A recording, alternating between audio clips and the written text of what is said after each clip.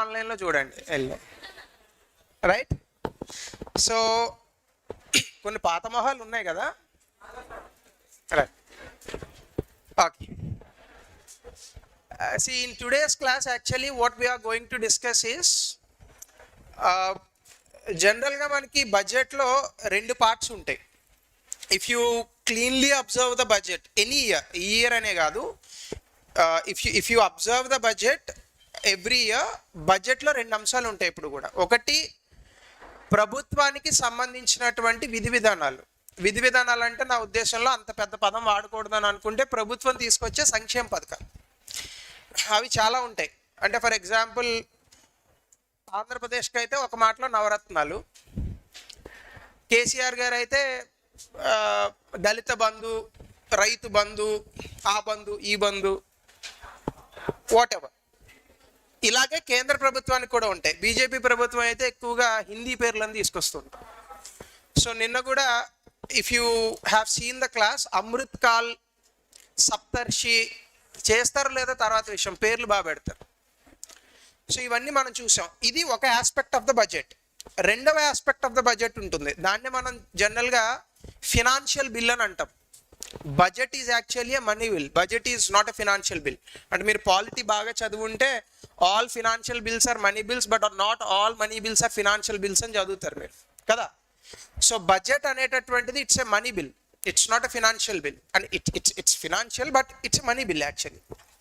So చివర్లో, budget చివర్లో అంటే మొత్తం అయిపోయిన తర్వాత ఒక నెల రోజుల తర్వాత ఫినాన్షియల్ బిల్ అనేది ఓటింగ్ పెడతారు. దాంతోపాటు అప్రాప్రియేషన్ బిల్ అని కూడా పెడతారు. అప్రాప్రియేషన్ బిల్ అంటే ఏంటంటే బడ్జెట్లో భాగంగా 45.5 లక్షల కోట్లు ఈ సంవత్సరం పెట్టిన బడ్జెట్. ఈ డబ్బులు ఎక్కడి నుంచి వస్తాయి ప్రభుత్వానికి? ట్యాక్సెస్ నుంచి వస్తాయి, కానీ ప్రభుత్వానికి డైరెక్ట్గా వెళ్ళవు. మనం కట్టేటటువంటి ట్యాక్సెస్ అన్ని కూడా ఒక నిధిలోకి వెళ్తాయి, ఒక ఫండ్. దాన్నే కన్సాలిడేటెడ్ ఫండ్ ఆఫ్ ఇండియా అని అంటాం. తెలుగులో అయితే సమీకృత నిధి అంటారు. ఈ సమీకృత నిధిలోంచి ₹1 డబ్బులు తీయాలన్నా పార్లమెంటరీ అప్రూవల్ కావాలి, రైట్. ఈ పార్లమెంటరీ అప్రూవల్ అనేదే అప్రాప్రియేషన్ బిల్ అంటే. అర్థమవుతుందా? సో అంటే ఇప్పుడు 45.5 లక్షల కోట్లు ఏదైతే ఉందో, ఇది ఇప్పుడున్నటువంటి మోడీ గారి ప్రభుత్వం ఖర్చు పెట్టాలంటే ఈ డబ్బులన్నీ కన్సాలిడేటెడ్ ఫండ్ ఆఫ్ ఇండియాలోంచి రావాలి. అందులోంచి రావాలి అంటే పార్లమెంట్ అప్రూవ్ చేయాలి. ఆ అప్రూవ్ చేసేటటువంటి దాన్ని అప్రాప్రియేషన్ బిల్ అని అంటాం. రెండు దగ్గరగా లేవు పదాలు. ఇది కూడా మీ బడ్జెట్లో పాటే. అంటే బడ్జెట్లో ఏమేమి ఉంటాయి? సంక్షేమ పథకాలు, appropriation bill, finance bill. Finance bill అంటే మనం ఎంత పన్నులు వేయాలి, పన్నుల్లో ఏవో రిబేట్లు ఇచ్చారు ఈ సంవత్సరం. 7 లక్షల రూపాయలు కూడినటువంటి ఆదాయం ఉంటే దానికి, అందులో చాలా కన్ఫ్యూజన్ ఉంది, నేను అది కూడా ఎక్స్ప్లెయిన్ చేస్తాను ఈరోజు. సో ఈ అప్రాప్రియేషన్ బిల్ మనం ఏం చదవం. ఈ రెండో పార్ట్ ఉంది చూసారు, ఫినాన్షియల్ బిల్, అది ఈరోజు చూస్తాం. ఫస్ట్ పార్ట్ ఉంది, అది ఆల్రెడీ నేను చెప్పాను. సో మీరు చూసుకోవచ్చు. మొత్తం తీసుకుంటే బడ్జెట్ అయింది. క్లియరా? రైట్. సో ఫినాన్షియల్ బిల్ ఒకసారి చూద్దామా? సో ఫినాన్షియల్ బిల్ చూసే ముందు ఇదేదో ఫినాన్షియల్ సెక్టర్ గురించి చెప్పారు, ప్రతి సంవత్సరం చెప్తూనే ఉంటారు ఇట్లా. మన జనరల్గా ఏంటంటే చెప్పినటువంటి విషయాలు అమల్లోకి వస్తాయా అనేటటువంటిది ప్రశ్న. చెప్పడం అయితే చెప్తారు. So that's very common thing. So కాబట్టి మనం ఒకసారి ఇక్కడ చూద్దాం. Setting up national financial information registry, ఇదేదో చెప్పాడు చూడండి. ఇట్లాంటివి అడుగుతాడు క్వశ్చన్స్. మీకు జనరల్గా ఎఫ్ఐఆర్ అంటే ఏం తెలుసు అంటే ఫస్ట్ ఇన్ఫర్మేషన్ రిపోర్ట్ అని తెలుసు, కానీ ఇక్కడ ఒక ఎఫ్ఐఆర్ వచ్చింది, ఎన్ఎఫ్ఐఆర్. ఇది నేషనల్ ఫినాన్షియల్ ఇన్ఫర్మేషన్ రిజిస్ట్రీ అంటే ఏంటి? To enable efficient lending, promote financial inclusion and enhance financial stability. చాలా పెద్ద పెద్ద పదాలు వాడాడు. ఎస్పెషల్లీ ఇది మీకు చాలా ఎక్కువగా వచ్చేటటువంటి అంశం, ఫినాన్షియల్ ఇంక్లూజన్. ఆర్థిక సమ్మిళిత్వం అంటారు దాన్ని. ఆర్థిక సమ్మిళిత్వం ఏంటి? ఆర్థిక సమ్మిళిత్వం అంటే దేశంలో ఉన్నటువంటి పౌరులందరికీ కూడా ఆర్థిక పరమైనటువంటి సేవల్ని అందించగలిగితే, అంటే దేశంలో ఉన్నటువంటి వ్యక్తులందరికీ బ్యాంక్ అకౌంట్లు ఉండాలి, ఉన్నాయా? లేవు. అందరికీ ఏటీఎంలు ఉండాలి, ఉన్నాయా? లేవు. అందరికీ ఇన్సూరెన్స్లు ఉండాలి, ఉన్నాయా? లేవు. So there is no 100%, you can't say that in India we are giving everything to the people in terms of financial services, because this is one of a hectic job for a country having a population of 135 crore. This is very difficult actually for any country, not for this country. because a small country like Myanmar, even they couldn't write constitution for them. A small country like Nepal, they couldn't bring democracy to them. But this is a very big country with so much of diversity and with so many religions, with so many castes, with so many regions, with so many languages, but still we are running the country very good. మీరు చూడండి, అమెరికాలో 72 ఏళ్ళ ముసలావిడ gun తీసుకెళ్ళి 10 మందిని కాల్చి చంపించింది. మన దేశంలో 72 ఏళ్ళ ముసలావిడ అంటే ఏం చేస్తారు? సీరియల్ చూస్తారు హాయిగా. మనది ఏదో ఉంటుంది కదా, అదేదో వంటలక్క సీరియల్ మొన్నే బంద్ అయినట్టు బాగా ఇది ఉంటారు. So these type of serials we do because that is the kind of society we had created in this country. So when it comes to financial sector, definitely giving financial services or financial inclusion to 135 crore people, it takes so much of time. Don't expect immediate results.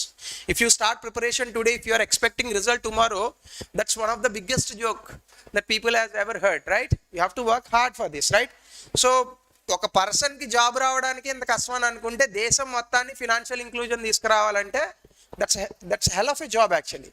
So ఇది తీసుకురావడానికి మన వాళ్ళు ఒక కాన్సెప్ట్ని తీసుకొచ్చారు. దాన్ని ఏంటి? National financial information registry. Registry అంటే ఏంటి? సంతకాలు పెడతాం, అంతేనా? రైట్. సో ఇట్లా ఎవరెవరికైతే ఫినాన్షియల్ ఇంక్లూజన్ ఇవ్వాలి, అలాగే ఎవరెవరికి మన ఈ ఫినాన్షియల్ స్టెబిలిటీ అంటే ఆర్థిక స్థిరత్వం ఉండాలి దేశంలో. ఇప్పుడు మీరు ఫర్ ఎగ్జాంపుల్ వెనిజులా వెళ్ళారు అనుకోండి, 1/2 డజన్ అట్టిపళ్ళు 600. మనకి బయట కాసేపు బతిమలాడితే 1/2 డజన్ అట్టిపళ్ళు 20 రూపాయలకు 10 రూపాయలకు కూడా ఇస్తాడు, బాబు బాబు అని కాల్ పట్టుకుంటారు కదా. Because in this country, even though there is a large population, we are able to accommodate the people with the right products and at the right price. So ఈ ఫినాన్షియల్ స్టెబిలిటీకి సంబంధించి, అలాగే ఎఫిషియంట్ లెండింగ్, దేశంలో ఎప్పుడు కూడా బాగా గుర్తుపెట్టుకోండి, దేశంలో ఎప్పుడు జీడిపి రావాలంటే బ్యాంకులు లోన్లు బాగా ఇవ్వాలి. అలా అని విచ్చలవిడిగా కాదు. అదానికి 1000 కోట్లు, ప్లే బాయ్ ఆఫ్ ఇండియా, ఆయన పేరేంది, ఈయన బాగా విజయ్ మాల్యా, ఆయన ఒక 5,000 కోట్లు 7,000 కోట్లు దండుకున్నాడు. అదే మనల్ని ఈఎంఐ కట్టాలనుకోండి, ఫస్ట్ డే ఫోన్ చేస్తారు మనకి. సో ఇది కాదు ఎఫిషియంట్ లెండింగ్ అంటే. ఎఫిషియంట్ లెండింగ్ అంటే ఏంటి? when the banks are providing 1 rupee, the banks must be in a position to retrieve it back, because that money belongs to people. That money doesn't belongs to the banks. Banks are just intermediaries. బ్యాంకులు అనేవి మధ్యస్థంగా ఉన్నటువంటి సాధనాలు మాత్రమే. ప్రజల డబ్బు తీసుకొని వ్యాపారం చేస్తున్నారు వాళ్ళు, కరెక్టే చెప్పాలంటే. ప్రజలు కూడా ఎరుబాగులోళ్ళు, కరెక్టే చెప్పాలంటే. ఎందుకంటే మీలో ఎంతమంది చెక్ చేసుకున్నారు, మీ బ్యాంక్ అకౌంట్లో కన్సాలిడేటెడ్ ఛార్జెస్ అని కట్ అయితే ఎప్పుడైనా చూసుకున్నారా మీ స్టేట్మెంట్ని? హార్డ్లీ చూస్తాం కదా, చాలా తక్కువ మంది చూస్తారు. నేను దీని మీద ఒక చిన్న సర్వే చేశాను. యావరేజ్గా ఇండియాలో బాగా అకౌంట్లు వాడేటటువంటి వ్యక్తుల అకౌంట్ల నుంచి ఆన్ అండ్ యావరేజ్ చూసుకుంటే 100 రూపాయల నుంచి 200 రూపాయలు కన్సాలిడేటెడ్ ఛార్జెస్ కట్ అవుతున్నాయి సంవత్సరానికి, ఆన్ అండ్ యావరేజ్. 135 కోట్ల మంది ఉన్నారు, ఇందులో 10 కోట్లే వేసుకున్నాం బ్యాంక్ అకౌంట్లు వాడే వాళ్ళ సంఖ్య. 10 కోట్లు ఇంటూ 100 అంటే ఎంత వెళ్తుంది? కన్సాలిడేటెడ్ ఛార్జెస్ రూపంలో 1000 కోట్లు. ఎక్కడ పోతుంది ఈ డబ్బంతా? అదాని అంబానీ ఇవే. సో అదాని అంబానీకి ఇవ్వడం తప్పని నేను అన్న, వెనక్కి తీసుకోకపోవడం తప్పు. ఇట్లాంటి వాటిని ఆపాలి. ఆ థింగ్స్ అన్నిటినీ కూడా బహుశా ఇందులో చెప్పొచ్చు. దీని మీద ఇంతకు మించి వివరాలు ఇవ్వలేదు. That will have to wait and see. ఎందుకంటే బడ్జెట్లో వచ్చిన అంశాలని ప్రవేశపెట్టడం పొలిటికల్ ఎగ్జిక్యూటివ్స్ యొక్క పని. But to write principles for those programs or to write features and details for those programs, that's the work of bureaucrats. So it takes time for that. కాబట్టి scheme ఇప్పుడు ఇచ్చేసారు, దీని డీటెయిల్స్ ఒక 2 నెలలు పడుతుంది. So అప్పుడు మనం మళ్ళీ అప్డేట్ అవ్వచ్చు. This is point number 1. Point number 2, data processing centre. ఇది మనం ఎక్కువగా పెద్దగా పట్టించుకోవాల్సిన అవసరం లేదు, ఎందుకంటే మనకు 2013లో కంపెనీస్ చట్టం అని ఒకటి వచ్చింది. కంపెనీస్ యాక్ట్ అని అంటారు. అంటే మీరు ప్రైవేట్ లిమిటెడ్ పెట్టాలన్నా లేదా లిమిటెడ్ లైబిలిటీ ఆర్గనైజేషన్ పెట్టాలన్నా దీని కింద పెడతారు. దీనికి సంబంధించినటువంటి కొన్ని అడ్మినిస్ట్రేటివ్ వర్క్స్ ఉంటాయి, వీటిని సింప్లిఫై చేయాలని అనుకుంటుంది గవర్నమెంట్. అంటే ఇప్పుడు ఫర్ ఎగ్జాంపుల్ నేను ఒక కంపెనీ పెట్టాలనుకోండి, ఇంతకు ముందు 30 రోజులు పెట్టేది ఇప్పుడు 10 రోజుల్లోనే అయిపోవాలి. దీనికి ఏం చేయాలి? Procedures has to be simplified. For example most of you must have seen the movie called ఏంటది, శివాజీ. ఆయన ఒక 1000 కోట్లు ఎంత పట్టుకొస్తాడు, 24B లేదు, 36A లేదు అని చెప్పి గెంటేస్తుంటారు. ఇవన్నీ ఏంటి? బాగా difficult norms in this country, ఇవి మారాలి. సో అట్లాంటి వాటి కోసం మనం ఇప్పుడు సెంట్రల్ డేటా ప్రాసెసింగ్ సెంటర్ అని పెట్టారు. అంటే ఏంటంటే ఎవరైనా కంపెనీ పెట్టాలని అనుకుంటే వాళ్ళ తాలూకా అప్లికేషన్ స్పీడ్గా ప్రాసెస్ చేస్తారు. Are you getting my point? అర్థమవుతుందా? రైట్. ఇది second. Third, credit guarantee scheme for MSMEs. దేశంలో అభివృద్ధి చెందాలంటే బాగా అభివృద్ధి చేయాల్సినటువంటి రంగాల్లో బాగా ముఖ్యమైనటువంటి సెక్టర్ ఏదన్నా ఉందంటే ఎంఎస్ఎంఈ సెక్టర్. మీరు ఇప్పుడు జర్మనీ వెళ్ళారనుకోండి, జర్మనీలో కంపెనీలు ఎక్కువ, కంపెనీలో పనిచేసే లేబర్ తక్కువ. లేబర్ అంటే నా ఉద్దేశంలో unskilled work, semi skilled work చేసే వాళ్ళని లేబర్ అంటారు. Right. So if you go to Germany, most of the people are entrepreneurs. అంటే అందరికీ ఎవడో ఒకటికి, ప్రతివాడికి ఇంట్లో ఒక కంపెనీ ఉంటుంది. సో జర్మనీలో మీకు ఎక్కువగా వ్యక్తులు దొరకరు. అందుకే ఇప్పుడు జర్మనీ ఏమంటుంది, జర్మనీ రాకపోయినా పర్లేదు, లేబర్ కావాలి మాకు అంటుంది. ఎక్కడున్నారు లేబర్ ప్రపంచంలో? 2 దేశాలు, ఒకటి చైనా, 2 ఇండియా. అంటే ఫ్యూచర్లో these 2 are the only countries which are going to supply labour to the whole world. ఇప్పటికే చూడండి, హైదరాబాద్లో మీకు పని మనిషి దొరకాలని చాలా కష్టం. అశోక్ నగర్లో ఉన్న వాళ్ళు బాగా తెలుస్తుంది. అంటే నేను గత 10 ఏళ్ళ నుంచి ఉన్నాను కాబట్టి నాకు బాగా తెలుసు. రైట్. ఇప్పుడు పెళ్ళి అయిపోయాక మా ఆవిడ పని మనిషిని తీసి నన్నే పెట్టుకుంది. సో ఇంక బహుశా అవసరం లేదు. సో పాయింట్ ఏంటంటే MSMEs they play a very great role. ఎందుకంటే దేశంలో ఎగుమతులు పెరగాలంటే గ్రేటర్ సెక్టర్ అంటే great contribution to the exports ఎప్పుడు కూడా ఎంఎస్ఎంఈకి జరుగుతాయి. ఎంఎస్ఎంఈలో ఉన్నటువంటి అతిపెద్ద ఇబ్బంది ఏంటో చెప్పనా? ఎంఎస్ఎంఈలకి డబ్బులు ఉండవు. ఎంఎస్ఎంఈ అంటే ఏంటి? Medium, micro, small and medium enterprises. తెలుగులో చిన్న, సూక్ష్మ, మధ్య తరహా పరిశ్రమలు. పేరులోనే ఉంది కదా చిన్న. అంటే ఎవరు పెడతారు ఆ కంపెనీస్? చిన్న వాళ్ళే పెడతారు. వాళ్ళ దగ్గర ఏముండదు, డబ్బు ఉండదు. సో దీనికి డబ్బులు ఇవ్వాలి. Last time even the government has brought one program called Mudra Yojana. It was successful but not at that great extent. ఇప్పుడు దాన్ని ఇంకొంచెం చేయాలి. ఇందులో భాగంగా 2 లక్షల కోట్లు కేవలం ఎంఎస్ఎంఈలకి లోన్లు ఇస్తారట. ఎవరైనా ట్రై చేయొచ్చు. నెక్స్ట్, మహిళా సమ్మాన్ బచత్ పాత్ర. ఈ మనకు గుర్తుండవు. అదొక పిచ్చి ఒక్కొక్కడికి. ఆ పేరు ఏం గుర్తుంటుంది మనకి? అది నార్మల్గా మన ఇంటి పేర్లు, గోత్రాలే గుర్తుండవు, అంతే కదా. సో ఇదేదో చెప్పాడు చూడండి, మహిళా సమ్మాన్ బచత్ పాత్ర అంటే ఏంటంటే it's a one time new small saving scheme. అంటే ఇప్పుడు ఆడవాళ్ళకి జనరల్గా మనకి ఇప్పుడు స్త్రీ సాధికారత అని ఒక కాన్సెప్ట్ బాగా ఎక్కువ కనిపిస్తుంది, ఉమెన్ ఎంపవర్మెంట్. ఈ ఉమెన్ ఎంపవర్మెంట్లో భాగంగా ఇట్స్ సేవింగ్ స్కీమ్స్. అంటే డబ్బులు పెట్టుకుంటే ఇంట్రెస్ట్తో డబ్బులు ఇస్తారు కదా బ్యాంకుల్లో, అట్లాంటి ఒక స్కీమ్ ఇది. 2-year పీరియడ్ ఉంటుంది. A deposit facility of up to 2 lakh for women. అంటే మాక్సిమం మీరు ఎంత డిపాజిట్ చేయగలరు అందులో? 2 lakhs. అదే అడుగుతాడు మిమ్మల్ని ఎగ్జామ్లో. అంటే ఎంత మాక్సిమం డిపాజిట్ చేయగలరు? That's 2 lakhs. పేరు అడగచ్చు, లేదా రివర్స్లో కూడా అడగచ్చు. అంటే స్కీమ్ ఇచ్చేసి అందులో ఉన్నటువంటి feature 2 lakhs, 3 lakhs, 4 lakhs, 5 lakhs ఇట్లాంటి క్వశ్చన్స్ చాలా జనరల్గా వస్తాయండి. ఐ రిమెంబర్ 2011లో when I wrote 2011 I think when I wrote Group 1 Prelims, అప్పుడు కామన్ స్టేట్ ఉన్నప్పుడు చాలా దిక్కుమాల క్వశ్చన్ ఒకటి ఇచ్చాడు. ఆ టైంలో ఏవో వరదలో, తుఫానో ఏదో వచ్చింది. అందులో చనిపోయిన వాళ్ళ సంఖ్య ఎంత? 2433, 2434, 2435, 2430. ఎవడికి గుర్తుంటుంది అది? So such type of questions sometimes they appear. అలాంటి క్వశ్చన్స్ ఇప్పుడు అడగకపోవచ్చేమో, కానీ some data they'll ask you for sure. So this is such data which you have to remember. పేరు గుర్తుండాలి, ఈ నెంబర్ కూడా గుర్తుండాలి. Number 2. Number 3, benefits for senior citizens. ఇదే చెప్పాడు, డిపాజిట్ సీనియర్ సిటిజన్ సేవింగ్ స్కీమ్స్కి 15 లక్షల నుంచి 30 లక్షలు పెంచారు. మీరు చదువుకోండి, చిన్న issue. And then other initiatives are there, they are not that great important. ఇవి ఇనీషియల్గా under the financial sector, especially the things which are related to banks, these are the schemes introduced by the government. ఇది అర్థమైందా? So then let us go with the next slide. అదేంటంటే tax proceeds. Sir మీరు పాతది పెట్టేశారు.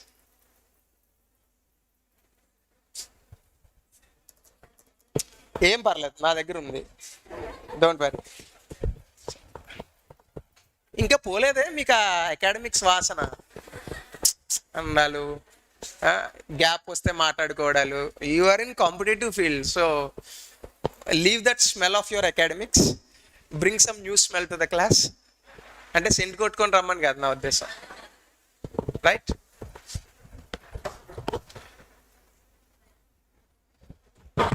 Sir ఇప్పుడు వచ్చిందా మీకు PPT? ఇంకొకటి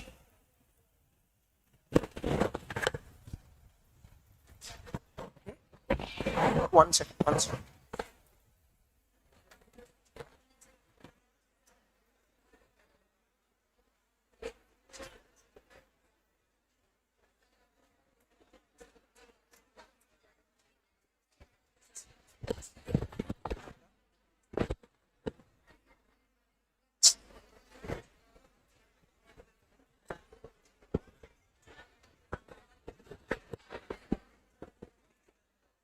ఇది కాదు సార్, నాట్ దిస్, ఇది కాదు, ఇంకొకటి ఉంటుంది.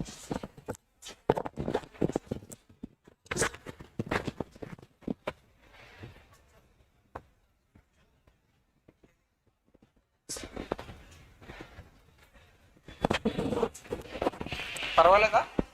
2 minutes.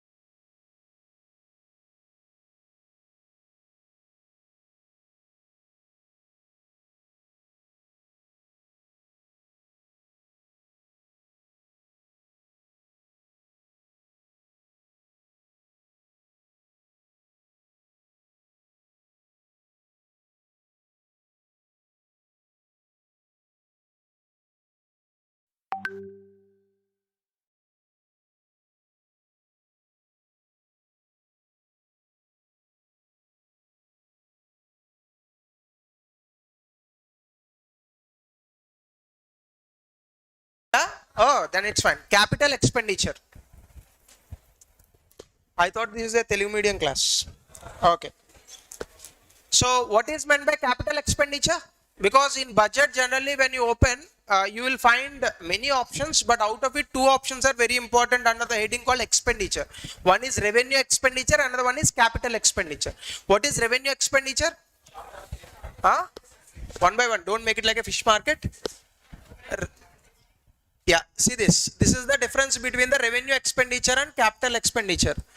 Revenue expenditure means revenue expenditure is something which is recurring in nature, which means revenue expenditure never create assets. It never create assets. For example, salaries to employees, will it create any assets? No. Maintenance to roads, will it create any assets? No.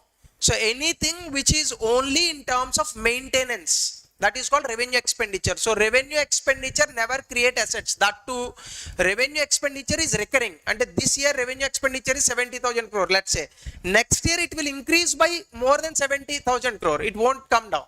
For example, you are giving pensions to the people. When you are giving pensions, what you are getting out of it? Nothing. Nothing you are getting out of it. The government is giving more than 6 lakh crore as subsidies. 6 lakshal kotlu iston subsidy. So this is what? This is revenue expenditure. దీంతో మనకు పని లేదు ఇప్పుడు, కాసేపు పక్కన పెట్టండి, తర్వాత చెప్తా.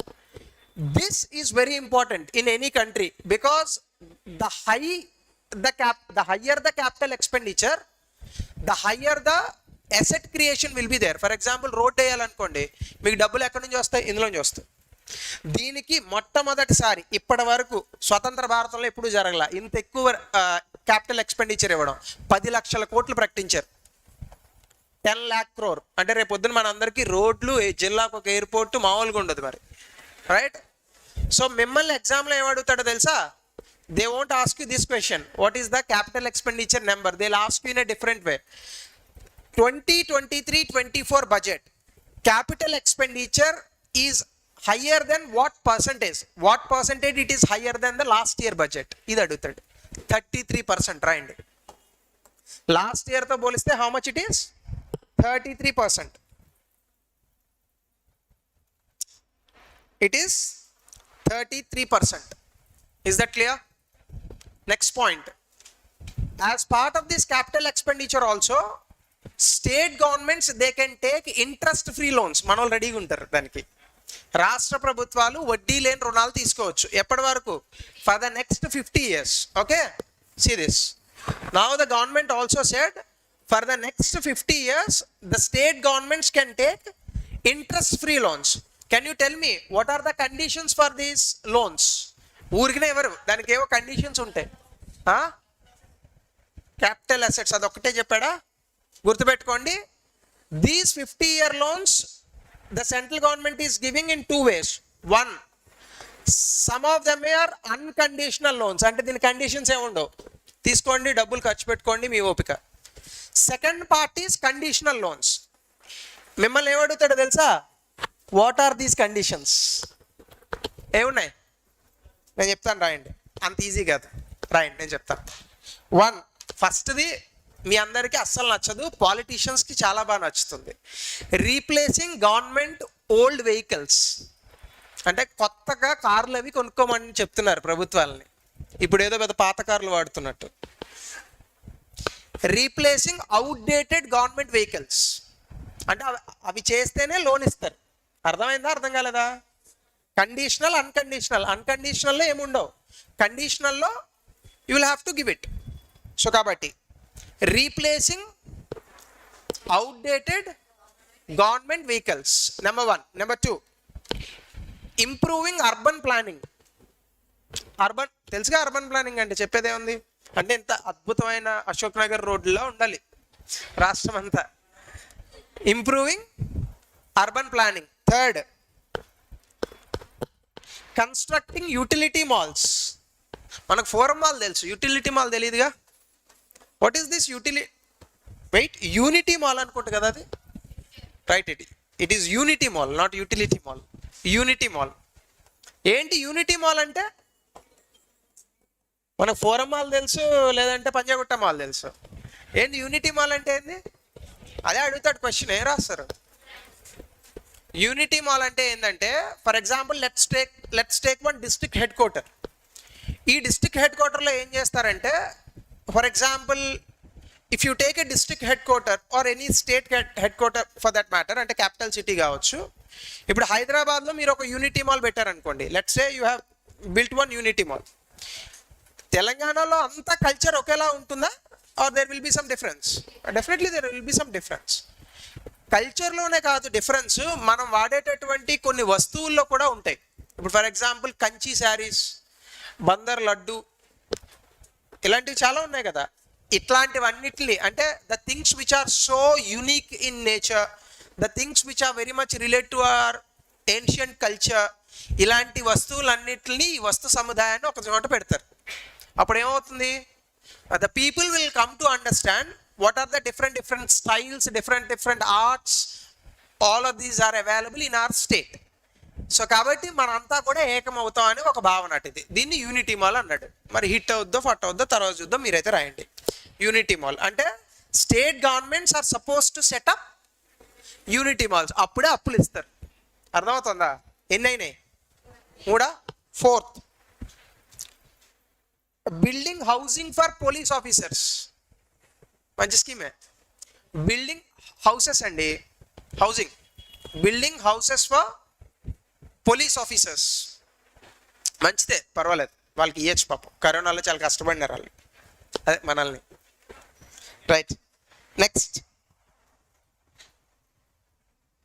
Making urban bodies eligible for, urban bodies అంటే మీ మున్సిపాలిటీస్ లేదా నగర panchayats, anything. Making urban bodies eligible for, making urban bodies eligible for obtaining municipal bonds. Obtaining municipal bonds, తెలుసా? మున్సిపల్ బాండ్స్ అంటే తెలీదా? Yes or no? త్వరగా చెప్పాలి, చెప్పేసుకుంటా. తెలీదా? రైట్, చూడండి.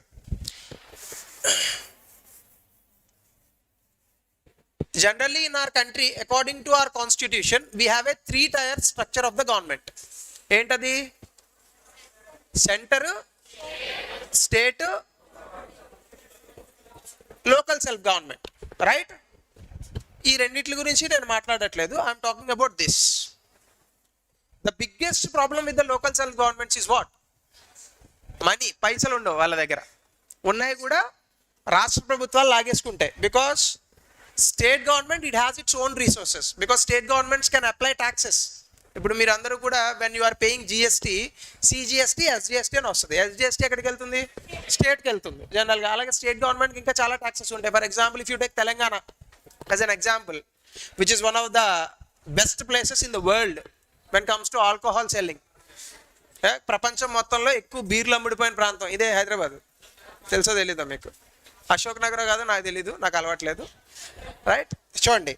2015లో the total revenue that Telangana government got from the alcohol selling was 12,500 crores, 12,500 కోట్లు అటు ఇటుగా. In the year of 2021, in the year of 2022, the total money that Telangana government got from the excise duty under alcohol selling is 25,800 crores, 25,800 కోట్లు వచ్చింది. ఇది అన్ని స్టేట్స్కి రాదు, కొన్ని స్టేట్స్కే వస్తుంది. అవన్నీ పక్కన పెడితే the state government has some resources for the income. Local self గవర్నమెంట్కి ఏముంటాయి? ఏమీ ఉండవు. ఆ చెత్త పన్నులు ఇట్లాంటివి ఆంధ్రప్రదేశ్లో బెటర్, అలాంటి చిన్న చిన్నవి ఏమన్నా ఉండొచ్చేమో కానీ they won't get any money. కాబట్టి లోకల్ సెల్ఫ్ గవర్నమెంట్కి డబ్బులు కావాలంటే ఎవరు ఇవ్వాలి? స్టేట్ ఇవ్వాలి. స్టేట్ ఇవ్వదు. Because if you give money to the local self government, so the local people they will become more powerful. అప్పుడు మీరు కేసీఆర్ని, కేటీఆర్ని ఎందుకు పట్టించుకుంటారు? అదే కదా. సో దేశంలో ఇది ప్రస్తుతం ఇది నడుస్తుంది. కాబట్టి ఈ local self governments they will not develop. But if you take the 2011 census of India, 71% of the population they are living in the rural areas. Right? So the real development should come in which places? Rural areas. ఆ rural ఏరియాస్లో ఉన్న ప్రభుత్వాల దగ్గర డబ్బు ఉందా? డబ్బు లేదా development ఎక్కడి నుంచి వస్తుంది? కాబట్టి ఇప్పుడు ప్రభుత్వం ఏం చెప్తోందంటే they have introduced a novel concept called municipal bonds. What is it?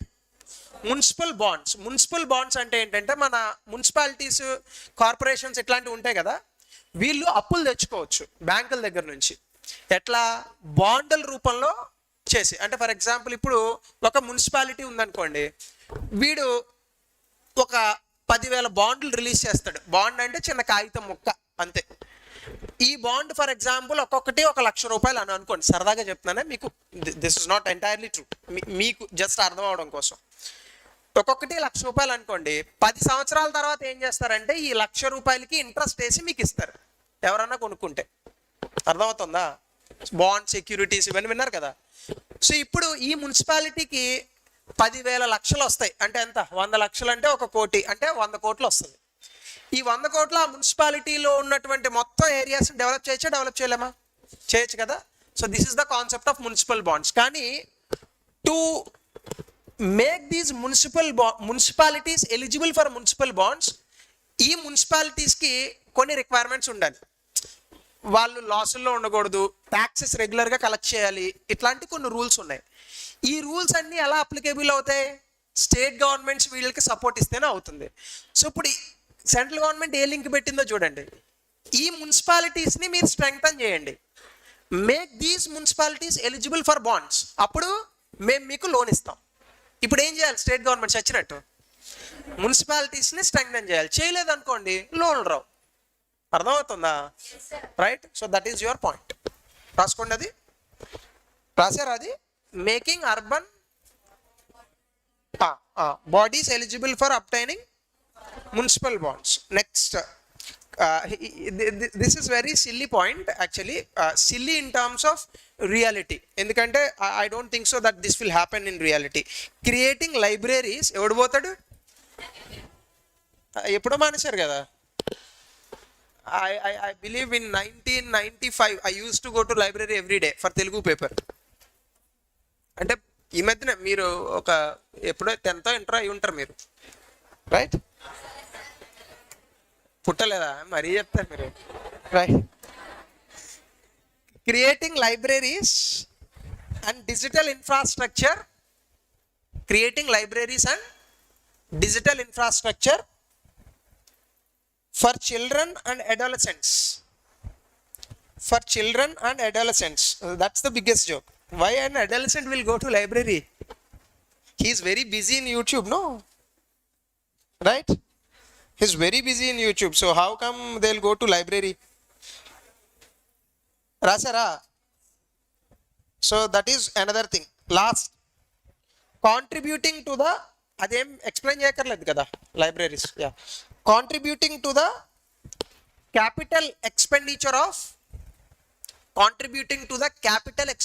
of central schemes, contributing to the capital expenses anande, contributing to the capital expenses, not expenditure. Anything could be true, and capital expenditure ante ardham maarutundi koncham.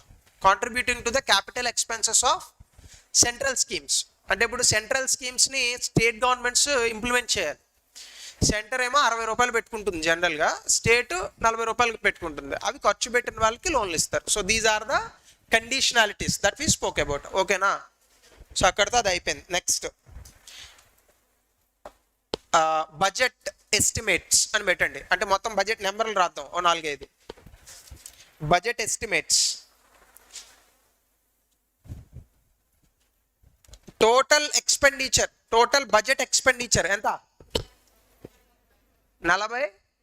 45 lakh crore, 45 లక్షల. 45 45.5 5.5 ఇచ్చాడా? 45 అనే గుర్తుంది నాకు. 45 lakh crore అప్రాక్సిమేట్గా రాసిన చాలు, మీరు number రాయాల్సిన అవసరం లేదు. అప్రాక్సిమేట్లీ అని పెట్టండి, ఏపీపీ అని పెట్టుకోండి. 45 lakh crore total budget expenditure. ఇందులో ఇన్కమ్ ఎంత? కింద రాయండి టోటల్ ఎస్టిమేటెడ్ రిసీట్స్. చాలా మంది దాన్ని రిసిప్ట్ అని చదువుతున్నారు, అలాంటి పదాలు లేవు ఇంగ్లీష్లో.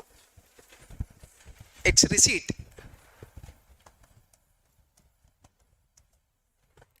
Total estimated receipts with in brackets excluding borrowings, అంటే అప్పులు కాకుండా. 27.2 lakh crore అంటే 27 లక్షల కోట్లు. 27.2 lakh crore.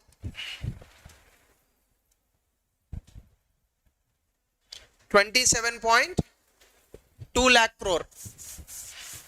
So that is what your total estimated expenditure next ఇయర్కి అంతే రావాలని లేదు, ఒరిజినల్గా మారుతుంది. For example last year budget estimate 39.5 లక్షల కోట్లు, ఖర్చు పెట్టేటప్పటికి ఎంత వచ్చింది? 41.9 లక్షల కోట్లు వచ్చింది. పెరుగుతుంది, తగ్గదు. Third point,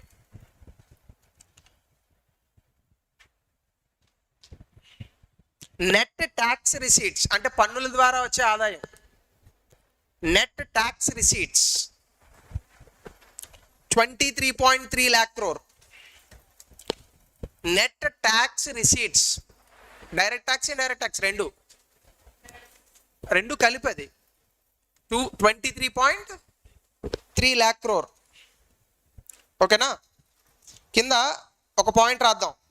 this very important point which you must understand. అక్కడ పెట్టండి రూపీ కమ్స్ ఫ్రమ్ అని హెడ్డింగ్ పెట్టండి. అంటే మనకి ఇప్పుడు వచ్చే డబ్బులన్నీ ఎక్కడి నుంచి వస్తాయి? ఎక్కువగా పర్సంటేజ్లు రాయాలి, నెంబర్లు ఎవరికి గుర్తుండవు. మీకు అంతగా నెంబర్లు కావాలంటే you go to the budget and watch it. I'm not interested at all in numbers, I give you in percentages. ఎందుకంటే జనరల్గా ఎగ్జామ్లో పర్సంటేజెస్ అడుగుతాడు, నెంబర్ అడిగితే అది బౌన్సరే. ఆ ఒక్క బిట్ కోసం మీరు హైరాణ పడిపోవాల్సిన అవసరం లేదు, ఇంకా 149 బిట్లు ఉంటాయి, రైట్? సో రాసుకోవచ్చు.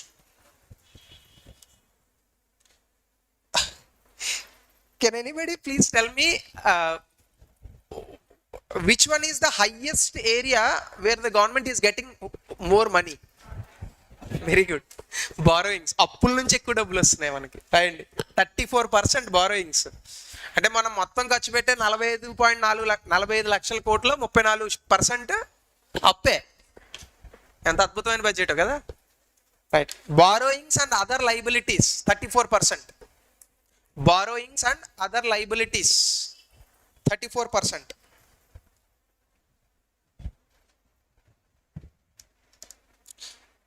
GST and other taxes 17%. GST తెలుసుగా, GST and other taxes, because GST లో అన్ని taxes ఇంక్లూడ్ చేయాల. ఎడిషనల్ కస్టమ్స్ డ్యూటీ ఇంకా ఎడిషనల్ కస్టమ్స్ డ్యూటీ కలిపారు, కస్టమ్స్ డ్యూటీ ఇంకా అవుట్ ఆఫ్ GST ఉంది. అట్లాంటివి మనకి ఇంకా కొన్ని ఉన్నాయి. సో కాబట్టి they are still there. So GST and other taxes 17%. Income tax 15%. Income tax ఆదాయ పన్ను 15%. కార్పొరేషన్ ట్యాక్స్ కంపెనీల పైన వేసేది, కార్పొరేషన్ ట్యాక్స్ 15%. Corporate tax 15%. అదే కార్పొరేట్ అన్న కార్పొరేషన్ అన్న రెండు ఒకటే. Okay. Union excise duty, union excise duty 7%. Next non tax receipts. Non tax receipts అంటే మీరు బడ్జెట్లో చదువుకుంటారు, ట్యాక్స్ కానివి ఫైన్స్ కావచ్చు, అట్లాంటివి ఉంటాయి కొన్ని. ఎవరికైనా తెలుసా తెలంగాణలో ఫోటోలు కొడుతున్నారు కదా బైక్ మీద వెళ్ళేటప్పుడు, చలాన్లు. 2 years క్రితం ఎంత వచ్చిందో తెలుసా చలాన్ల మీద? 510 కోట్లు. ఏదో ఊరికే ఫోటో కొడుతుంటాడు కదా, 510 కోట్లు వచ్చిందంట. మరి ఒక్కొక్కడికి ఒక్కొక్క కెమెరా ఉట్టుడే మొత్తం photos. Non tax receipts 6%. Customs 4%. Customs 4%. Non debt capital receipts, non debt capital receipts 2%. Non debt capital receipts అంటే డెట్ కానిది, నాకు తెలియదు, మీరు చెప్తే వింటారు, చూసుకోండి వెళ్ళి, రైట్? Next expenditure. ఇది రూపీ ఎలా వస్తుందో, రూపీ ఎలా ఖర్చు పెడతాం, రూపీ ఎక్స్పెండిచర్ రాయండి, లేదా ఎక్స్పెండిచర్ స్టాటిస్టిక్స్. దేనికి ఎక్కువ ఖర్చు పెడుతున్నాం? గతంలో తెచ్చిన అప్పులు ఉన్నాయి చూడండి, దానికి వడ్డీలు ఖర్చు పెడుతున్నాం. అది గొప్ప విషయం. ఎంత పర్సెంటేజ్? 20%. రాయండి. Interest payments, this has to reduce. చాలా ఇంట్రెస్ట్ పేమెంట్స్ ఎందులోకి వెళ్తుంది? రెవెన్యూ ఎక్స్పెండిచరా, క్యాపిటల్ ఎక్స్పెండిచరా? Revenue expenditure. అంటే చూడండి, రెవెన్యూ ఎక్స్పెండిచర్లో రెండు చాలా ఘోరాతి ఘోరం ఈ దేశంలో. ఒకటి ఇంట్రెస్ట్ పేమెంట్స్, రెండు సబ్సిడీలు. సబ్సిడీలు దగ్గర 7 లక్షల కోట్లు. 7 లక్షల కోట్లు ఎక్కడ పోతుందంటే ఎవరికి తెలియదు. అంటే ఒకసారి ఒక ఆయన వచ్చేమో రైతు బంధు అంటాడు, పోనీ యాక్సెప్టెడ్, ఎందుకంటే రైతులు చాలా ఇబ్బందికరమైన పరిస్థితుల్లో ఉన్నారు. Even though it's not a long term solution, but still it's fine. ఈ మధ్యకాలంలో నేను ఒక పథకం విన్నాను తెలంగాణలో. ఈ మధ్యకాలంలో అంటే ఒక 2 ఏళ్ళ నుంచి వస్తుంది బాగా న్యూస్లో, దళిత బంధు అని చెప్పి. దళిత బంధు ఎంతండి? 10 లక్షలు. నాకు ఒక చిన్న స్టేటస్టిక్స్ గవర్నమెంట్ నుంచి ఒకవేళ వీలైతే మనం కోరుకునేది, మొత్తం దళితులు ఎంతమంది ఉన్నారు, మీరు ఎంతమంది దళితులకు ఇస్తున్నారు, దీనివల్ల ఎంతమంది దళితులు కాకుండా సొసైటీలో ముందు వరుసలోకి వస్తారు, దీనివల్ల దళితులకు జరిగే న్యాయం ఏంటి, ఓ చిన్న వైట్ పేపర్ రిలీజ్ చేయండి అసలు చూద్దాం. సో ఇవన్నీ ఎలక్షన్ స్టంట్లు అనమాట. ఇంతకన్నా ఘోరాది ఘోరం ఆంధ్రప్రదేశ్లో వాహనమిత్ర, అమ్మఒడి, నాన్నబుడ్డి, సారాబుడ్డి అని నవరత్నాలనో పేరుంది దానికి. So day by day where the governments are getting into is, governments are more interested to give money directly to the people. ఎప్పుడైనా గుర్తుపెట్టుకోండి, the moment you give money directly to the people, it may make people happy for a shorter period of time, but it will never increase GDP in the country. ఎందుకంటే ఎప్పుడూ కూడా సంపద సృష్టి జరగాలి. సంపద సృష్టి అప్పులు తెచ్చి జనాలకి ఇస్తే జరగదు, కొత్త కొత్త ఉద్యోగాలు వచ్చినప్పుడు జరుగుతుంది. అందుకే అమెరికా అలా ఉంది, మనం ఇలా ఉన్నాం. అర్థమవుతుందా? According to the budget, anybody has any idea how much government of India in the 2023-24 budget, how much government has allocated to science and technology ministry? ఎవరైనా చదివారా? 16,000 కోట్లు, 16,359 కోట్లు ఎంతో ఇచ్చారు, which is equal to exactly R&D తీసుకుంటే, research and development తీసుకుంటే 0.7% of GDP మన దేశం ఇచ్చింది. మొత్తం మన దేశంలో ఉన్న జీడిపి అంతా $3 ట్రిలియన్ అంతేనా? ఇందులో మీరు లెక్కేసుకోండి, 0.7% జీడిపి ఇచ్చింది. అమెరికా ఆర్థిక వ్యవస్థ ఎంత? $24 ట్రిలియన్ ఎంతో ఉంటుంది అటు ఇటుగా. వాడు ఎంత ఖర్చు పెడతాడో తెలుసా? Out of $24 trillion they will spend 2% on R&D. ఏది గవర్నమెంట్ ఇది. దీని కాకుండా ప్రైవేట్ సెక్టర్ ఇంకా ఎక్కువ ఖర్చు పెడుతుంది. అంటే వీడు ₹48 ఖర్చు పెడుతుంటే మనం ఎంత ఖర్చు పెడుతున్నాం? ₹2.10 ఖర్చు పెడుతున్నాం. ఇప్పుడు అర్థమైందా ఎందుకు వాట్సాప్ అక్కడ వస్తుంది, ఎందుకు మనం వాడుకుంటాం, ఎందుకు మైక్రోసాఫ్ట్ అక్కడ పుడుతుంది, ఎందుకు దాని క్రాక్డ్ వర్షన్ వేసుకుని ఎంతసేపు ఆగిపోతుంది, దీని క్రాక్డ్ వర్షన్ రిలీజ్ చేయండి అని ఎంతసేపు ఎందుకు గోల్ చేస్తామంటే this is the reason. So when you don't have R&D, you can't bring the country in to a technology driven economy. ఆవిడ చాలా గ్రేట్గా చెప్పారు బడ్జెట్లో. అంటే నేను బడ్జెట్ని క్రిటిసైజ్ చేయాలనేది నా ఉద్దేశం కాదు, బట్ ఆవిడ చాలా క్లియర్గా చెప్పారు, నిర్మలా సీతారామన్ గారు, we want to drive India into a technology driven economy అన్నారు. How you are going to drive India into a technology driven economy when you are hardly spending 2 rupees 10 paisa on research and development? You tell me one particular company in India which is making our own mobiles. ఒక్కటన్నా ఉందా దేశంలో? ఏది మైక్రోమాక్సా? ఎవరన్నా వాడుతున్నారు అసలు? So this the issue. లావానా? Java ఏం కాదు. So interest payments 20%. అంటే ఇది మళ్ళీ లెంగ్త్ వెళ్ళిపోతుంది క్లాసు, సో కట్ చేద్దాం అక్కడికి. Interest payments 20%.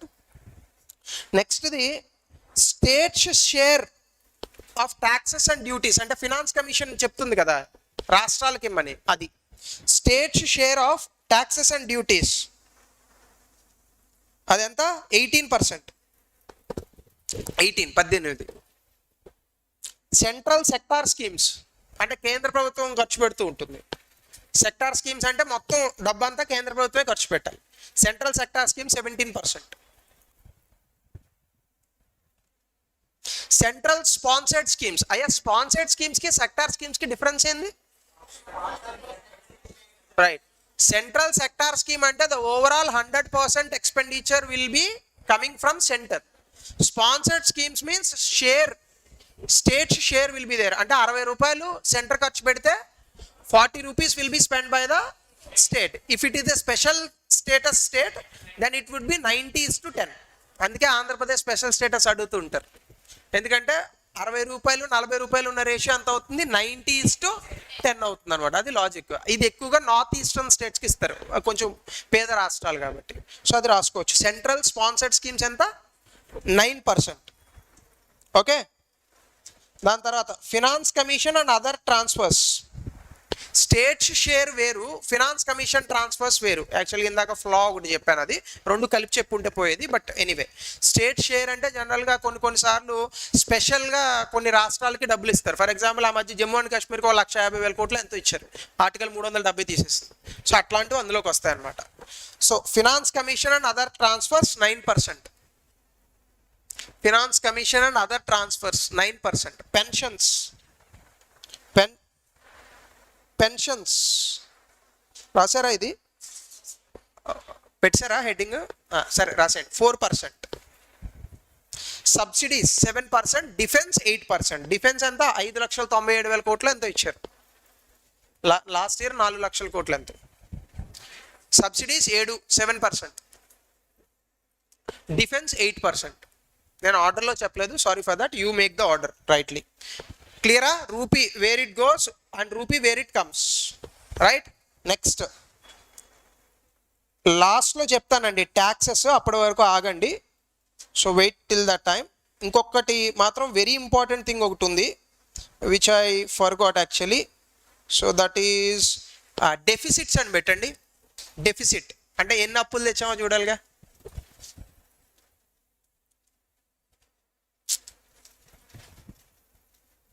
So the total borrowings this year government has made is 11.8 lakh crore. 12,00,000 కోట్లు అటు ఇటుగా. అది మీరు నెంబర్లో రాయాల్సిన అవసరం లేదు. You can write it in percentage. You can write 5.9% GDP. Fiscal deficit, fiscal FISCAL, ఆర్థిక లోటు అంటారు, లేదా విత్త లోటు అని కూడా అంటుంటారు. Fiscal deficit 5.9% GDP. According to FRBM act ఎంత ఉండాలి? FRBM యాక్ట్ 3% ఉండాలి. ఎప్పుడు 3 ఉండదు, ఎప్పుడూ లేదు, ఇప్పుడే కాదు. FRBM యాక్ట్ 2003లో వచ్చింది. ఓకే, ఇదంతా 2023, 20 ఏళ్ళు అయింది. 20 ఏళ్ళలో ఇప్పటి వరకు ఏ రోజు 3% లేదు. ఆ రూల్ ఎందుకు పెట్టారో తెలియదు. అలా ఉంటుంటాయి. అంటే every year we are borrowing too much. So if you keep on borrowing too much, what will happen? India will become another Sri Lanka. Sri Lankan అంటే IMF వాడే ఎవడో వస్తే కాపాడారు. ఇండియా కానీ అలాంటి క్రైసిస్ వచ్చింది అనుకోండి, అమెరికా, IMF, చైనా, యూరోప్ 4 కలిసి వచ్చినా కాపాడలేవు, ఎందుకంటే this a huge nation. So కాబట్టి అప్పులు చేయడం అనేది అంత మంచి పద్ధతి కాదు. క్లియర్? So fiscal deficit 5.9%. గవర్నమెంట్కి కూడా తెలుసు ఆ 5.9% ఫిస్కల్ డెఫిసిట్ అనేటటువంటిది చాలా ఎక్కువని. కాబట్టి గవర్నమెంట్ కూడా అనుకుంటుంది ఏంటంటే they want to reduce it. So అది ఎస్టిమేషన్స్ అవసరం లేదు అంతగా, because that's not that great.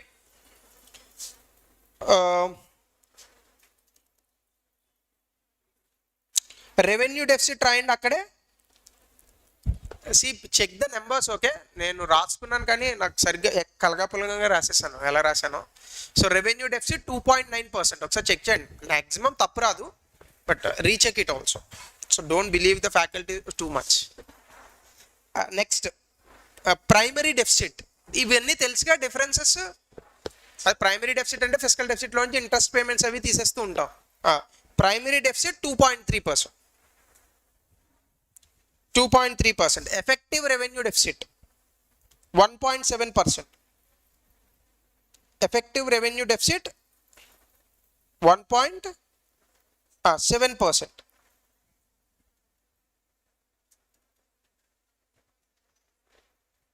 Okay, so now put a heading, tax proposals, the last part of your budget. ఇంతకు మించి స్కీమ్స్ అవన్నీ మీరు చదువుకోండి, ఇక్కడ చెప్పాలంటే మళ్ళీ ఇంకో 2 గంటలు పడుతుంది. So tax proposals most important points touch చేస్తున్నాను నేను. So tax proposals, so tax proposals కనుక మీరు చూస్తే actually they have created 2 types of things. చాలా మందికి ఇది చాలా కన్ఫ్యూజన్ ఉందండి. జనరల్గా మనకి old tax regime, new tax regime అని 2 ఉంటాయి. Old tax regime in the sense what was the tax slabs that we followed in the earlier year. Earlier ఇయర్లో మీరు చూస్తే 2,50,000 పైన సంపాదించే వాళ్ళందరికీ ట్యాక్స్ పడుతుంది, లోపల సంపాదించే వాళ్ళకి ట్యాక్స్ పడదు. ఇప్పుడు 2 రకాల మెథడ్స్ ఇచ్చారు, అంటే న్యూ ట్యాక్స్ రిజీమ్ అని అంటారు. So in this new tax regime, there are actually 2 methods. Method 1, directly whoever is earning less than 7 lakhs per annum or else up to 7 lakhs per annum, they are no need to pay income tax. ఇది ఒకటి method 1. Method 2 slabs ఇచ్చాడు. 0 to 3 లక్షలు, 3 to 6 లక్షలు, 6 to 9 లక్షలు, 9 to 12, అంతేనా? am I correct? 9 to 12, 12 to 15, అంతే కదా? 9 to 12, 12 to 15, above 15. Old tax regime అవసరం లేదు. ఇప్పుడు ఇలా 2 ట్యాక్స్ రిజిమ్లు ఇచ్చాడు. ఇది ఏ వెబ్సైట్లోని రాయలేదు, మీకు ఎలా తెలుస్తారని అడగండి. అదే మరి అలా ఎక్కువ చదువుతూ ఉంటాం కొన్ని. సో నాకు కూడా డౌట్ వచ్చింది యాక్చువల్గా. ఇప్పుడు 7 లక్షల లోపు ఉంటేనేమో కట్టక్కర్లేదు అని అంటున్నాడు. ఇక్కడ ఏం చెప్పాడు? 0 to 3 లక్షలు ఉంటే ఈ టేబుల్ వేసేసుకోండి మీరు పక్కన. 0 to 3 lakhs ఉంటే ఎంత? నో, 0. 3 to 6 లక్షలు ఉంటే 5%, 6 to 9 ఉంటే 10%, 9 to 12 ఉంటే 15%, 12 to 15 ఉంటే 12 to 15 ఉంటే 20, అబౌవ్ 15 ఉంటే 30%. రాయాలా? 0, 5, 10, 15, 20, 30. ఇది పర్సంటేజ్. ఇప్పుడు నాకు ఒక చిన్న ధర్మ సందేహం వచ్చింది, మీరు చెప్పండి. 3 లక్షల నుంచి 6 లక్షల మధ్యలో ఉంటే if your income how much you are suppose to pay? 5%. మరి ఇక్కడ 7 లక్షలు ఉంటే నిల్ అంటున్నాడు. ఇది ఎంతమందికి వచ్చింది డౌట్? ఎంతమంది చదివారు? దీనికి ఆన్సర్ దొరకలేదు కదా అని చెప్తాను చూడండి. నాకు డౌట్ వచ్చింది, అందుకే మా వాడు ఒకటి సీఏ ఉంటే వాడికి ఫోన్ చేశాను. నేను కూడా పూర్తిగా అర్థం కాలేదు, నాకు కూడా డాక్యుమెంట్ తెప్పించుకొని చదివితే అప్పుడు అర్థమైంది నాకు. ఏంటంటే అన్నీ మనకి తెలవాలని అనుకోకండి. You have to try to learn what are these things. నేను అదే అనుకున్నాను, ఈ డౌట్ అడిగితే ఎట్లా క్లాస్లోనే ఒక అనుమానం వచ్చింది నాకు. 7 lakhs అంటే ఏంటంటే యాక్చువల్గా మనకి if you go to income tax act 1960 కదా, రైట్. ఐటీ యాక్ట్ 1960లోకి వెళ్తే మీరు 80B 80C అని 2 ఉంటాయి. So you can get income tax, ఏమంటాం మనం వాటిని, ఎగ్జామ్షన్స్ అని అంటాం. అంటే ఇప్పుడు మీరు రెంటెడ్ హౌస్లో ఉంటున్నారు అనుకోండి, అది ఎగ్జామ్ చేస్తారు. అది మీరు హౌసింగ్ లోన్ తీసుకున్నారు అనుకోండి, ఎగ్జామ్ చేస్తారు. ఇవన్నీ ఎగ్జామ్షన్స్ అని అంటాం. If any one resorting to 7 lakhs per annum, this they won't get any exemptions. అర్థమైందా? రైట్, చూడండి. Okay, let me reframe my statement. For example I will tell you like this. ఇది మర్చిపోండి కాసేపు. 2022లో ఉన్నామని అనుకోండి. మనం 2022లో ఉంటే ఫర్ ఎగ్జాంపుల్ నా ఇన్కమ్ నెలకి 20,000 అని అనుకోండి. ఉదాహరణకి 20,000 నా ఇన్కమ్ అయితే నేను అప్పుడు ఏమవుతాను? 2,40,000 వస్తుంది నాకు సంవత్సరానికి. అప్పుడు నేను ఇన్కమ్ ట్యాక్స్ కట్టక్కర్లేదు. సడన్గా ఇంక్రీజ్ అయింది salary. For example let's say again my salary got increase. ఇప్పుడు ఏమైందంటే instead of 20,000 let's say it became 50,000 అని అయిందని అనుకుంది. 50,000 అయితే ఏమవుతుంది? అప్పుడు 6 lakhs per annum అవుతుంది. ఎర్లియర్ ట్యాక్స్ రిజమ్లో ఏంటి? 2.5 lakh వరకు మీరు కట్టాల్సిన అవసరం లేదు. 6లోంచి 2.5 తీసేయండి, ఇంకెంత ఉంటుంది? 3.5 ఉంటుంది. అంటే ఈ 3.5 lakhsకి నేను 5% ఇన్కమ్ ట్యాక్స్ కట్టాలి. ఈ 5% ఇన్కమ్ ట్యాక్స్ కూడా I know need to pay, ఎందుకంటే నేను ఎగ్జామ్షన్ పెట్టుకోవచ్చు. ఎగ్జామ్షన్ అంటే ఏంటి? సార్ ఈ 5% కూడా నేను కట్టక్కర్లేదు. ఎందుకు అంటే బికాజ్ నేను రెంటెడ్ హౌస్లో ఉంటున్నాను. Because I'm in rented house, please exempt me under the income tax act అని చెప్పి మీరు 80C ఆప్షన్లో ఉంటుంది ఇన్కమ్ ట్యాక్స్ యాక్ట్లో. ఇందులో మీరు పెట్టుకుంటే అప్పుడు ఏమవుతుంది? ఆ ఇన్కమ్ ట్యాక్స్ మీకు వెనక్కి ఇచ్చేస్తాడు. అర్థమైందా? రైట్. ఇప్పుడు ఏం చేశాడంటే ఎవరన్నా 7 లక్షల వరకు ఇన్కమ్ ట్యాక్స్ తీసుకుంటున్నారు, ఐ మీన్ ఎవరన్నా 7 లక్షల వరకు సంపాదిస్తున్నారు అనుకోండి, వీళ్ళు ట్యాక్స్ కట్టక్కర్లేదు అని అన్నాడు. ఇప్పుడు ఆటోమేటిక్గా కంపెనీస్ ఏవైతే శాలరీస్ ఇస్తాయో, ఫర్ ఎగ్జాంపుల్ లెట్స్ మీరు అందరూ ఒక సాఫ్ట్వేర్ కంపెనీలో ఉన్నారనుకోండి, ప్రభుత్వం కింద ఉన్నారనుకోండి, మీ జీతం 7 లక్షలు అనుకోండి, అసలు ఇంక మీకు ట్యాక్స్ కట్ అవ్వదు, 0 tax. At the same time మీకు ఏ విధమైన ఎగ్జామ్షన్స్ ఉండవు ఇంకా. అంటే సార్ 7 లక్షల కింద మళ్ళీ ఏమైనా చిన్న చిన్న విధులు ఉంటే ఎగ్జామ్షన్స్ తీసుకోవాలని అనుకుంటే ఎగ్జామ్షన్స్ ఉండవు. కాబట్టి ఇది న్యూ ట్యాక్స్ రిజర్వ్. ఇది కాకుండా మెథడ్ 2 ఏంటంటే బై డిఫాల్ట్ కంపెనీస్ అన్నీ ఇలా వెళ్ళిపోతాయి. దీనివల్ల ఏమవుతుంది? కంపెనీస్ కొత్తగా సాఫ్ట్వేర్లు చేసి బేసిక్ శాలరీ, దీనికి మళ్ళీ ఇన్కమ్ ట్యాక్స్ ఎంత కట్టవాలి, CDS, ఈ తలకాయ నొప్పులు అన్నీ ఉండవు. కాబట్టి ఇండియాలో బిజినెస్ చేయడం ఈజీ అవుతుంది. రేపొద్దున్న బిజినెస్ వాళ్ళు ఉంటారా, ఈ బిజినెస్లో చాలామంది ఎంప్లాయీస్ ఉంటారా, ఈ ఎంప్లాయీస్ అందరికీ శాలరీలు ఇవ్వాలా, శాలరీలు ఇచ్చిన ఎంప్లాయీస్కి పే స్లిప్స్ ఇవ్వాలా. ఈ పే స్లిప్స్లో పెద్ద తలకాయ నొప్పులు ఉండవు, ఇంకా డైరెక్ట్గా 7 lakhs income, no income tax. అప్పుడు ఏమవుతుంది, business they will become easy. ఇది ఒక మెథడాలజీ. ఈ మెథడాలజీ నచ్చని వాళ్ళు సెకండ్ మెథడాలజీకి వెళ్ళొచ్చు. అదేంటి, ఈ మెథడాలజీ మీరు ఆప్ చేసుకుంటే లాస్ట్ టైం లాగా. అంటే for example if you are earning 7 lakhs, ఇక్కడ మీకు ఏమవుతుంది, ఇన్కమ్ ట్యాక్స్ కట్ అవుతుంది, but you will be allowed for exemptions. ఇప్పుడు అర్థమైందా? So method 1, method 2 by default ఏ మెథడ్కి వెళ్తారు, దీనికి వెళ్తారు. Companies by talking to the income tax department they can change to this methodology. అర్థమైందా, అర్థం కాలేదు? ఇప్పుడు ఓకేనా? రైట్, రాసుకో. ఇది రాసేసుకోండి. ఫస్ట్ ఇన్కమ్ ట్యాక్స్ స్లాబ్ రాసుకోండి. The next one is under the new income tax regime.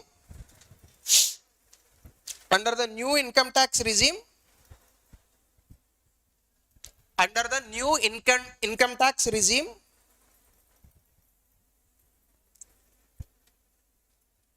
those who are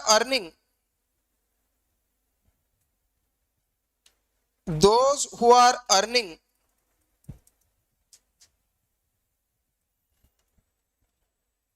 up to 7 lakhs,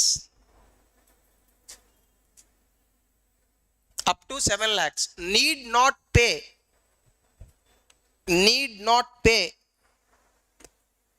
any income tax,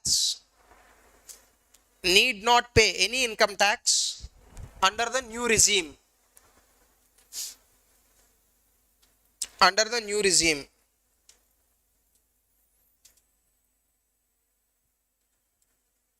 Is that clear? Everybody clear? So దాని మీద అంతకు మించి లోతైన చర్చ అవసరం లేదు, ఎందుకంటే అంత అడుగుతాడని నేను అనుకోను.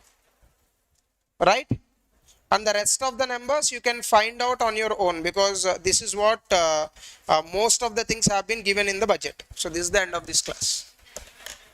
ఓకే.